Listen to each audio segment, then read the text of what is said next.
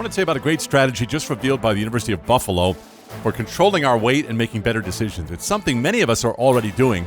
Eat the exact same breakfast every day. Now, according to the university, when the calories people consumed for breakfast fluctuated in their study, the people ended up gaining significantly more weight, and that was true no matter how much people ate the rest of the day. The researchers believe that having a variety of tastes and textures encourages overeating. When the study's participants were only given one set menu option for breakfast, they ate less. But while they were conducting the study, the researchers also found that eating the same breakfast every day, it caused the study subjects to make better decisions. Florida State University psychologist Dr. Roy Baumeister says, every decision we make saps our willpower, making it harder to make good decisions as the day wears on.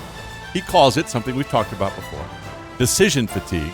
So by eliminating unimportant willpower zapping choices like what to have for breakfast, you have more willpower left over to make smart decisions when it really matters. Again, from the University of Buffalo, eating the same breakfast every day will help control your weight and then help you make better decisions.